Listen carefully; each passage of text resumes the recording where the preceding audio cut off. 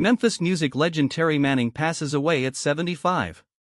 Terry Manning, the pioneering producer, musician, and photographer who was the first staff engineer at Ardent Studios and worked with many of their greatest artists, from Big Star to Led Zeppelin to ZZ Top and beyond, died yesterday, March 25. Musician Robert Johnson, a friend of both Manning and ZZ Top's Billy Gibbons, informed the Memphis Flyer that Gibbons had shared news from Manning's wife that Manning suffered a sudden, fatal fall in the early hours of the morning at his home in El Paso, Texas.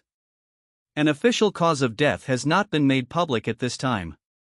He was 77.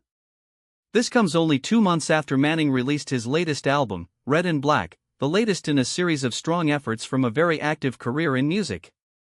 He was also physically active all his life, according to the bio on his website, captaining the soccer team at then Memphis State University in his youth, and running marathons and coaching racquetball later in life.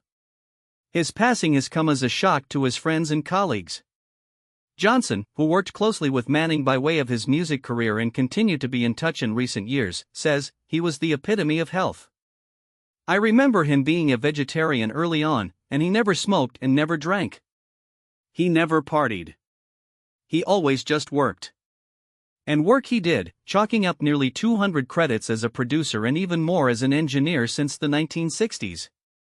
Over more than half a century, he worked with Booker T. and the MGs, Shakira, Isaac Hayes, Otis Redding, Iron Maiden, Bryan Adams, the Tragically Hip, Johnny Winter, the Fabulous Thunderbirds, Jason and the Scorchers, the Staple Singers, Molly Hatchet, George Thorogood, Al Green, Widespread Panic, Shania Twain, Joe Cocker, Joe Walsh, Lenny Kravitz, and many others.